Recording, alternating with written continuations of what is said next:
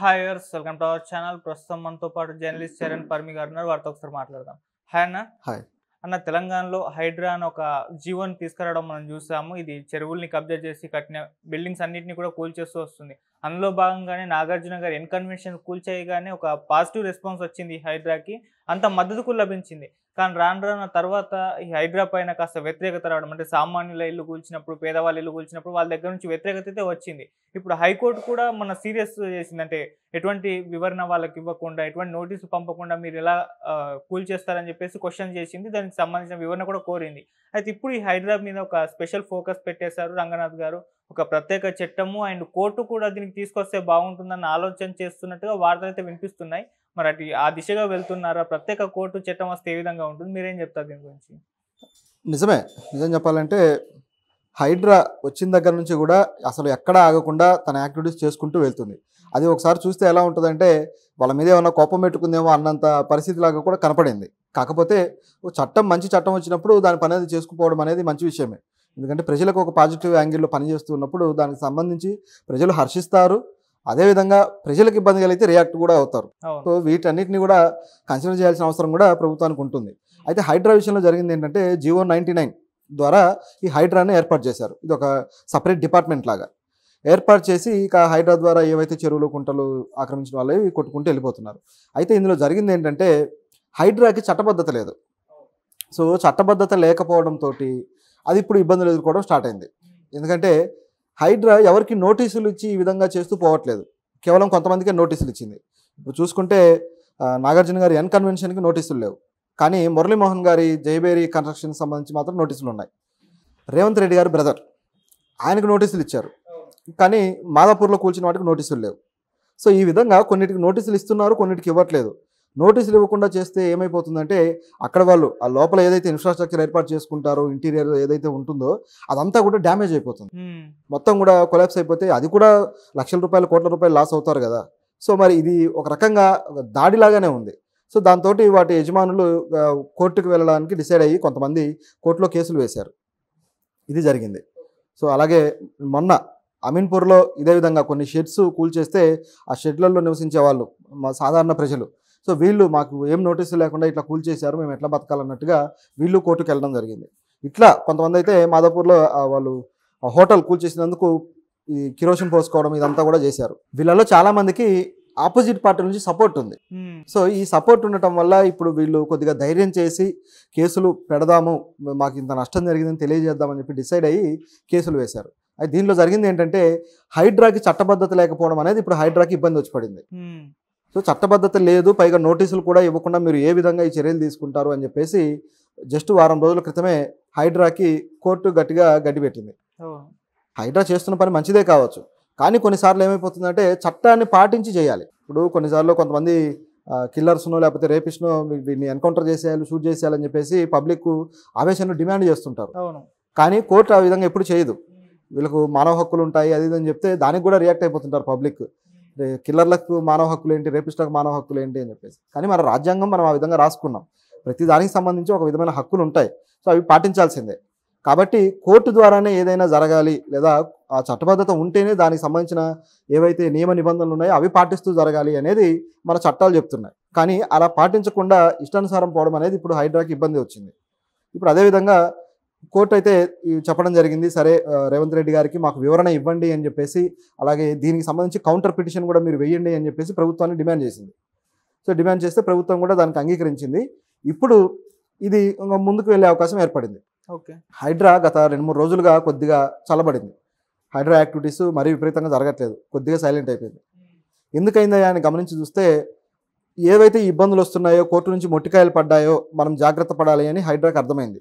So ఇక్కడ దీనికి చట్టబద్ధత కల్పించిన తర్వాత ముందుకెళ్దామని చెప్పేసి రేవంత్ రెడ్డి గారు ఆలోచిస్తున్నట్టుగా కనిపిస్తుంది.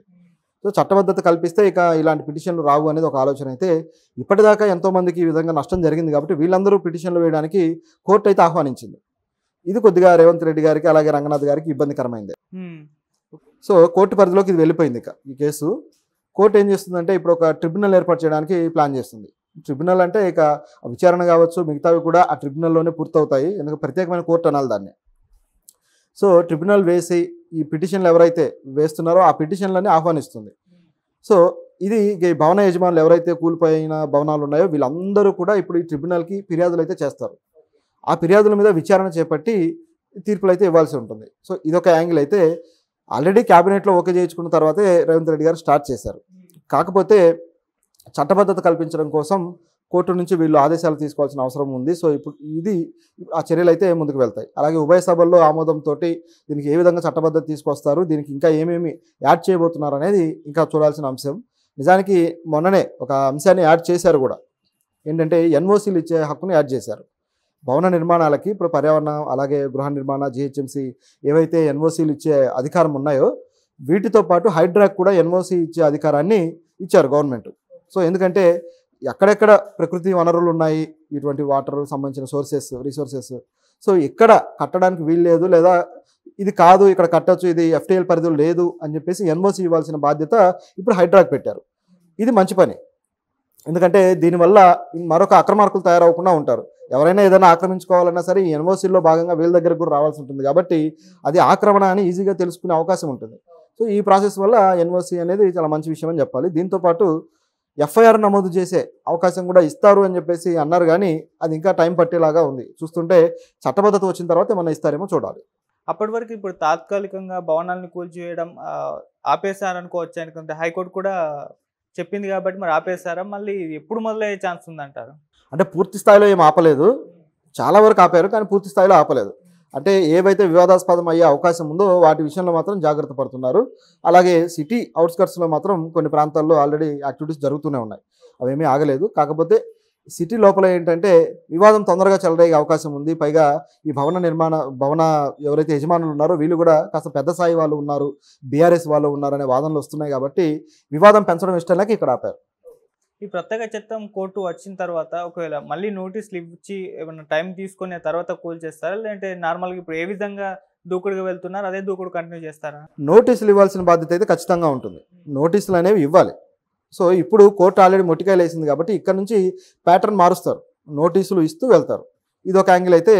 రెండోది వచ్చేసి కోర్టులో ఆల్రెడీ ఈ ఫిర్యాదులు నడుస్తూ ఉంటాయి. సో ఇవి నడుస్తూ ఉంటాయి కాబట్టి ఇక్కడ జాగ్రత్త పడి వివాదాస్పదమైన వాటి జోలికి వెళ్లకుండా స్లోగానే వెళ్ళే అవకాశం అయితే ఉంది. అంత స్పీడ్ అయితే ఉండదు. సో ఇప్పుడు మరి సామాన్యులు పేదవాళ్ళు వాళ్ళ ఇల్లు కూల్చేస్తున్నారు కదా, దాని పట్ల వ్యతిరేకత రావడం చూసాం. ఇదేమన్నా ఫ్యూచర్లో దెబ్బ కొట్టే అవకాశం ఉందని కూడా చాలా మంది రాజకీయ విశ్లేషకులు అభిప్రాయపడుతున్నారు. మీరేం చెప్తారు? యాక్చువల్గా కాంగ్రెస్ పార్టీకి సామాన్యుల వైపు నుంచి ఇప్పుడు రెండు వర్గాలు చీలిపోయారు నిజం చెప్పాలంటే. అంటే ఒకవైపు ఏమో సామాన్యులు కొద్దిగా చదువుకున్న వాళ్ళు వీళ్ళంతా కూడా రేవంత్ రెడ్డి మంచి పని చేస్తున్నాడు అని చెప్పేసి హర్షిస్తున్నారు. కొంతమంది సామాన్య ప్రజానీకం పేదలు వచ్చేసి పేదల ఇళ్ల మీద పడి కూలుస్తున్నారనే భయంతో ఉన్నారు. వాళ్ళు కొద్ది కంగారు ఉంది వాళ్ళల్లో. సో ఈ యాంగిల్లో వీళ్ళకి వ్యతిరేకత కూడా వచ్చింది రేవంత్ రెడ్డి ప్రభుత్వానికి, ఆల్రెడీ స్టార్ట్ అయిపోయింది. అయితే ఇది ముదురుతుందేమో అనే పరిస్థితి కూడా గ్రహించారు ముందే. రేవంత్ రెడ్డి చాలా తెలివిగా ఆలోచించారు. ఈ వ్యతిరేకత పెరగచ్చు అని ముందే గ్రహించి ఇమీడియట్గా ఆయన కొన్ని వ్యాఖ్యలు చేశారు. రంగనాథ్ గారు, రేవంత్ రెడ్డి గారు చేయలేదు కానీ రంగనాథ్ గారు కొన్ని వ్యాఖ్యలు చేశారు. ఏమన్నాడంటే కట్టి నివాసం ఉంటున్న భవనాలను మాత్రం మేము కూల్చము అని చెప్పాడు. సో అది ఒకసారిగా యూటర్న్ తీసుకున్నట్టయింది. ఓకే, కట్టి నివాసం ఉంటారు, కట్టిన తర్వాత ఏం చేస్తారు, నివాసమే ఉంటారు కదా, ఏం చేసుకుంటారు వాటిని. సో కడుతూ ఉన్నవో లేకపోతే అప్పుడే పూర్తయిన భవనాలను కూలుస్తాం తప్పితే నివాసం ఉన్న వాటిని కూల్చము అని చెప్పడం అనేది ఇక్కడ వీళ్ళు యూటర్న్ తీసుకున్నారనే దానికి ఒక ఎగ్జాంపుల్. సో ప్రజల వ్యతిరేకతని గమనిస్తూ వెళ్తున్నారు రేవంత్ రెడ్డి. ఇప్పుడు కోర్టు ఏదైనా ఆదేశాలు ఇస్తే దాన్ని దృష్టిలో పెట్టుకొని దీన్ని పూర్తి స్థాయిలో ఆపిన ఆశ్చర్యం లేదు. లేదా ఆయన ఎవరినైతే టార్గెట్ చేశారో వాళ్ళ టార్గెట్ పూర్తి చేసుకుని ఆపేసే అవకాశం కూడా ఉంది. ఒకసారి ఏమవుతుందంటే ఎవరో ఒకరిని టార్గెట్ పెట్టుకుంటాం, ఆ టార్గెట్ రీచ్ అవ్వాలంటే మధ్యలో ఉన్న దారి అంతా సరి చేసుకుంటూ వెళ్ళాలి, అప్పుడే రీచ్ అవ్వగలం. ఆ టైప్లో ఎవరో ఒక పెద్ద నాయకుడిని టార్గెట్ చేశారు, అది కనిపిస్తూ ఉంది. సో చివరికి ఆ నాయకుడి ఫామ్ హౌస్కే వెళ్తారు అనేది ఇక్కడున్న వాస్తవం. ఎవరనేది అందరికి తెలిసిందే. సో ఆ ఫామ్ హౌస్ దాకా రీచ్ అవ్వాలంటే మధ్యలో కూడా ఏ వివాదం లేకుండా అందరినీ కొట్టుకుంటూ పోవాలి. ఇప్పుడు ఆ ప్లాన్ చేస్తున్నారనమాట, అది జరుగుతుంది. అది కానీ టార్గెట్ పూర్తయితే కోర్టు ఆదేశాలను లేకపోతే మరొకటి